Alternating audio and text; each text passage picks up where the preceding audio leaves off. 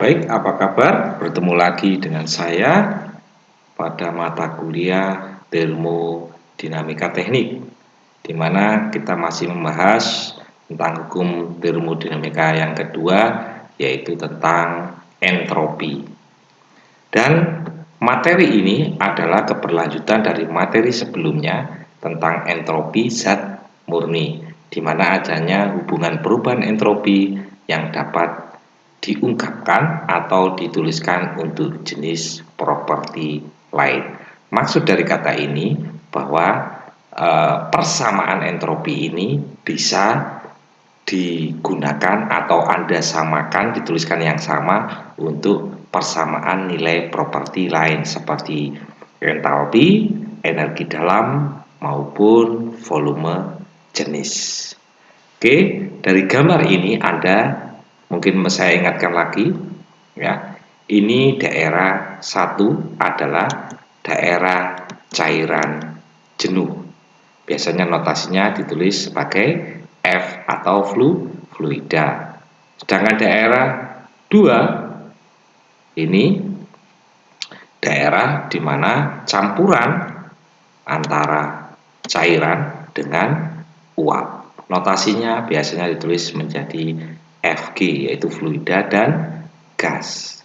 Sedangkan daerah 3 ini adalah daerah uap jenuh dan uap panas lanjut. Kalau uap jenuh ini adalah daerah bawah sini, kalau namanya uap panas lanjut biasanya dia daerah atas sini. Oke ya, bisa dipahami. Dari grafik ini Anda telah melihat daerah sini. Ini nilainya adalah SF, di mana S2 atau entropi di daerah 2 adalah SF ditambah X2 dikalikan dengan SFG atau entropi di daerah campuran cairan dan gas.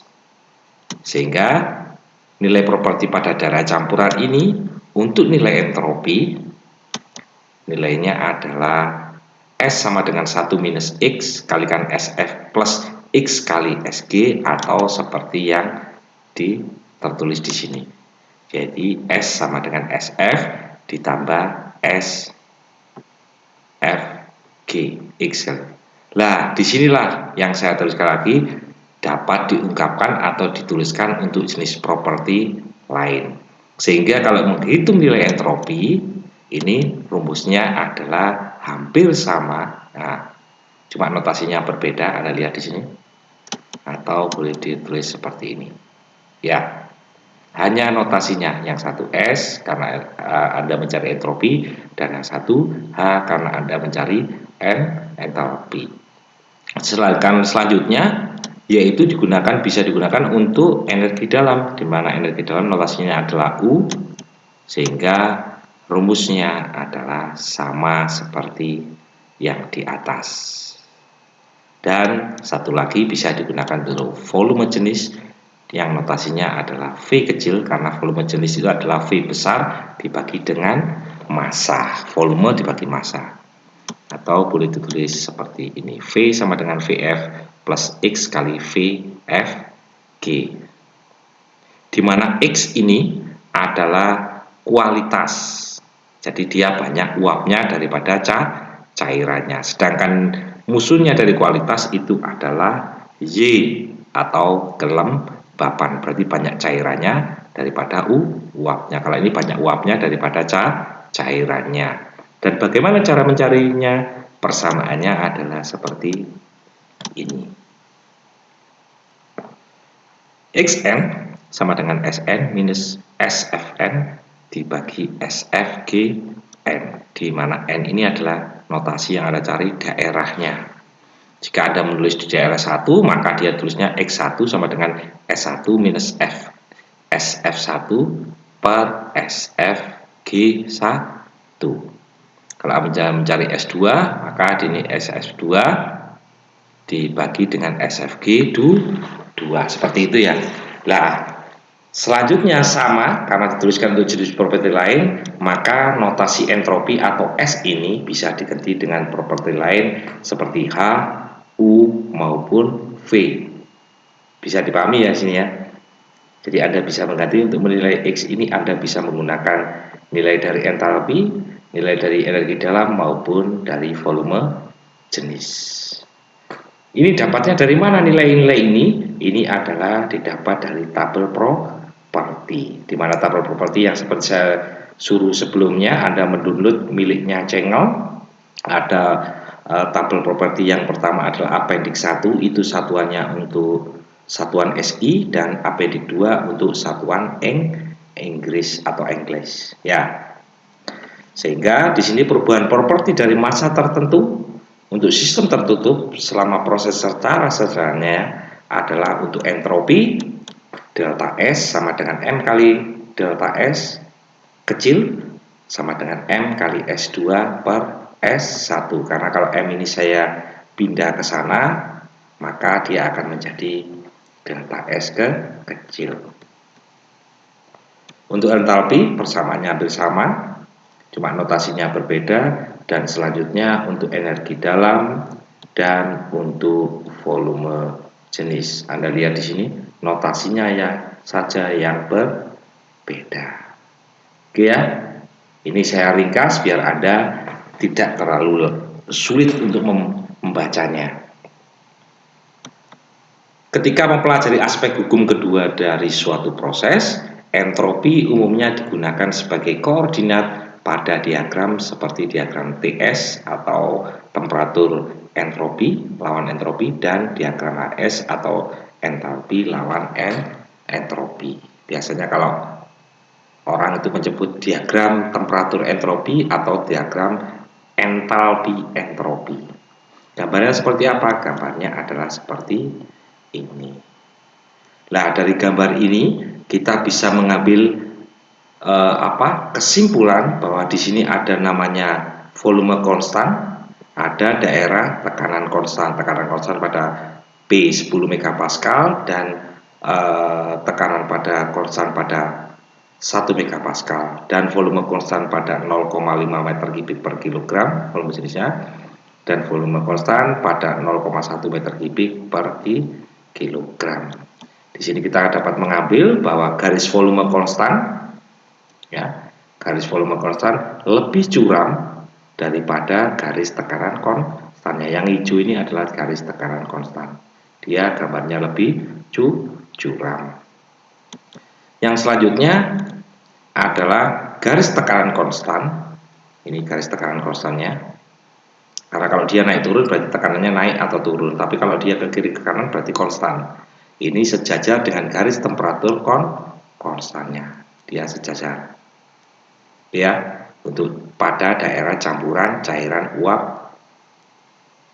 dan uap jenuh. Ya, makanya diberi keterangan ini karena di sini dia tidak sejajar, nanti ada protes. Tapi di sini dia sejajar dengan temperatur konstan. Dan yang ketiga adalah garis tekanan konstan hampir bertepatan dengan garis cairan jenuh. Ini Anda lihat Anda gambarnya hampir bertepatan. Walaupun Anda muncul sedikit ya di sini. Oke ya, dari gambar ini. Baik, ini adalah materi yang saya ringkas sedemikian rupa sehingga Anda bisa mudah dalam memahami, dan kalau memang ada soal pasti Anda akan mudah dalam mengerjakannya. Oke, seperti biasa untuk memudahkan Anda dalam pemahaman materi ini, maka ada tugasnya. Tugasnya seperti apa? Tugasnya adalah ini. Suatu tangki yang tebal berisi 5 kg refrigerant 134A awalnya berada pada temperatur 20 derajat Celcius dan tekanannya adalah 140 kilopascal. Berarti di sini T1 20 derajat Celcius, P1-nya adalah 140 kilopascal. Refrigerant selanjutnya didinginkan sambil diaduk sampai tekanannya turun hingga 100 kilopascal. Berarti di sini kita mendapatkan nilai untuk P2-nya adalah 100 kilopascal. Tentukan perubahan entropi refrigerant selama proses ini. Untuk awalnya kita melihat dari siklusnya, di mana untuk daerah 1 ini berada pada daerah superheated. Sedangkan untuk daerah 2 ini berada daerah saturated atau daerah jenuh. Sehingga kita di sini menentukan nilai dari entropi pada daerah 1 dan nilai dari volume spesifik pada daerah 1. Anda lihat pada tabel Cengel appendix 1 untuk superheated refrigerant 134A pada tekanan 140 kilopascal, atau Anda bisa merubahnya, kalau di sana tidak ada kilopascal, ada megapascal, berarti Anda rubah 140 kilopascal menjadi megapascal. Kemudian setelah mendapatkan tekanan itu, Anda lihat temperaturnya. Untuk T1-nya adalah 20 derajat Celcius. Kemudian Anda tarik ke kanan, Anda akan mendapatkan nilai entropi dan volume spesifiknya. Setelah Anda mendapatkan untuk S1 dan V1, Anda langsung melihat untuk daerah 2. Daerah 2 ini berada pada daerah campuran, yaitu campuran cairan dan uap. Maka di sini tabel yang kita gunakan yaitu tabel refrigerant R134A untuk saturated atau pada keadaan jenuh. Kemudian data yang Anda gunakan di sana adalah pada tekanan 100 kilopascal. Kemudian Anda mencari nilai dari volume spesifiknya, di mana volume spesifiknya untuk VF, kemudian VG, dan bisa juga VFG-nya pada keadaan gas, cair, maupun keduanya. Terus kemudian Anda juga mencari nilai dari entropinya, SF, SG, maupun SFG-nya. Setelah Anda mendapatkan itu, kemudian kita masuk dalam perhitungan kualitas. Di mana di sini untuk menghitung kualitas Anda melihat dari ini siklusnya, di mana V atau volume spesifiknya adalah dalam keadaan konstan. Sehingga nilai dari V1 sama dengan V2. Sehingga untuk kualitasnya Anda bisa menghitungnya yaitu dengan X sama dengan V2 dikurangi dengan VF-nya yang Anda dapat tadi, VF2 per VFG2. Anda bisa mengganti VFG ini dengan VG dikurangi VF. Setelah Anda mendapatkan nilai dari kualitas ini, maka selanjutnya Anda bisa menentukan nilai dari S2-nya. Di mana S2-nya ini dari persamaannya yaitu S2 sama dengan SF ditambah dengan X S F G. SF-nya berarti ini SF2 dan ini SFG2. X-nya Anda dapat dari ini tadi. Oke. Atau Anda bisa menggunakan persamaan ini untuk entropinya. Tapi saya tadi menggunakan persamaan yang ini.